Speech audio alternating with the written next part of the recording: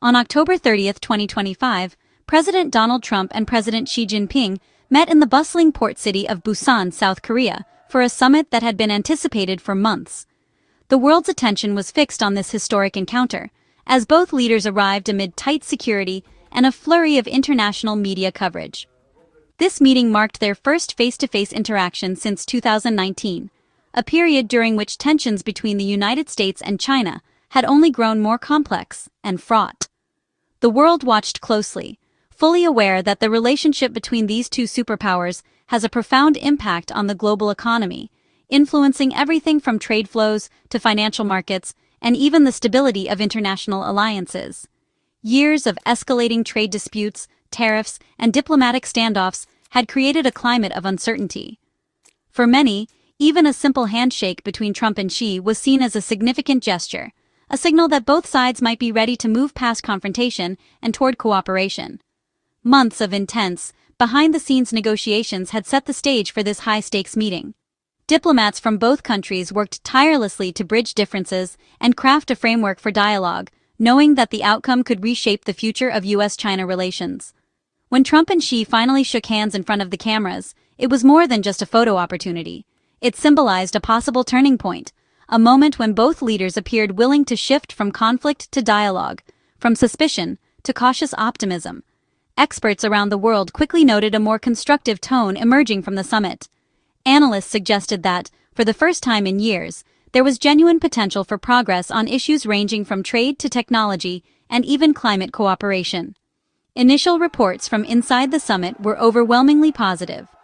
President Trump described the meeting as a 12 out of 10, expressing rare enthusiasm, while President Xi urged both sides to act swiftly on the agreements reached, emphasizing the need for tangible results.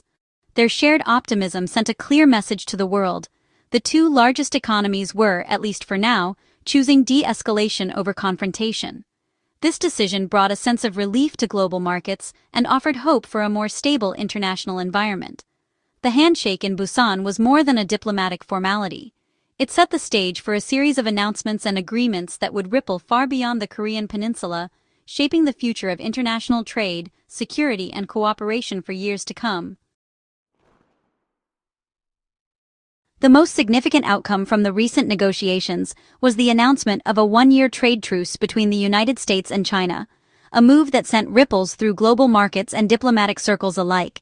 This truce represents a pause on the imposition of new tariffs and penalties, effectively hitting the brakes on an escalating trade war that had threatened to disrupt supply chains and raise prices worldwide. Both sides agreed to suspend certain tariffs and ongoing investigations, creating a rare window of opportunity for genuine negotiations to take place without the immediate threat of further economic retaliation. While this truce is not a comprehensive solution to the complex issues at hand, it serves as a much-needed ceasefire, allowing diplomats and trade officials to engage in dialogue rather than confrontation. For businesses and consumers, the suspension of tariffs that had made everyday goods more expensive offers immediate relief, stabilizing prices and restoring some confidence in the marketplace. On the American side, the government has paused its Section 301 investigation into China's shipbuilding industry, signaling a willingness to step back from punitive measures in favor of negotiation. Meanwhile, China has suspended its own retaliatory tariffs and restrictions, demonstrating a reciprocal commitment to de-escalation and a more constructive approach. This tit-for-tat de-escalation is at the very heart of the truce, reflecting a mutual understanding that continued escalation would be damaging for both economies and the broader global community. The one-year deadline is more than just a marker on the calendar.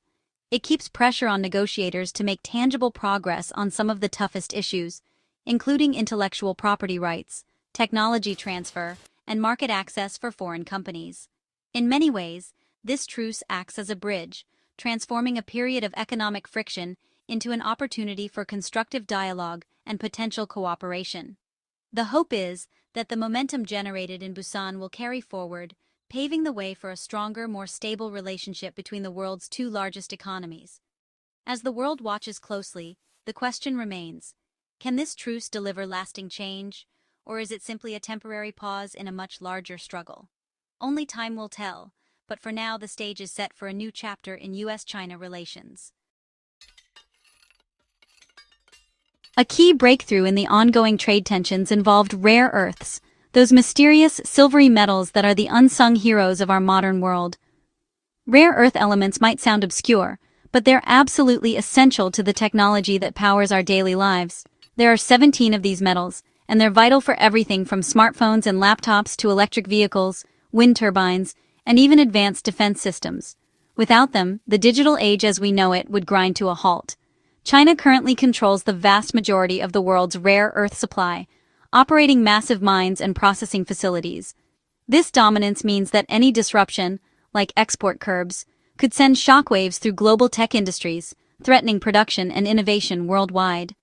As part of the recent truce, China agreed to suspend its planned rare earth export restrictions for a full year, offering a crucial lifeline to manufacturers and tech companies across the globe. This move instantly stabilized fragile supply chains, allowing companies to plan ahead and keep production lines running smoothly. For tech giants and startups alike, it's a much-needed reassurance in uncertain times. President Trump hailed the agreement as a major de-escalation in the trade standoff, emphasizing that the deal could be extended if both sides continue to cooperate and build trust. Without this agreement, the world could have faced skyrocketing prices for electronics, renewable energy products, and even electric vehicles. The ripple effects would have been felt by consumers and industries everywhere. Now, with the supply of rare earths secured, companies can focus on innovation and development, confident that sudden shortages won't derail their progress or force them to halt production. For everyday consumers, this means fewer unexpected price spikes on the electronics and green tech products we rely on, making life just a little bit easier and more affordable. The rare earths deal stands as a powerful symbol of the new cooperative spirit emerging from Busan, where leaders put aside differences to find practical solutions. It also gives the world a valuable window of time to diversify supply chains, invest in alternative sources, and build resilience against future crises.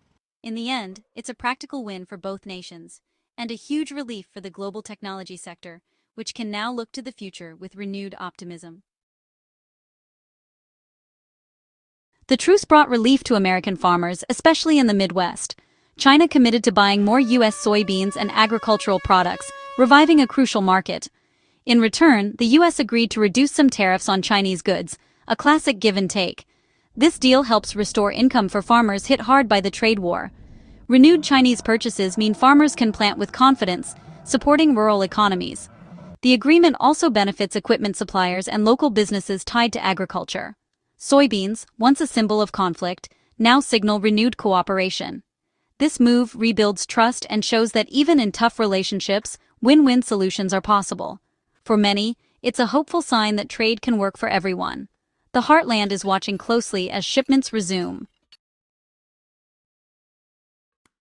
Another key part of the truce, both countries agreed to suspend major trade investigations and export controls for a year.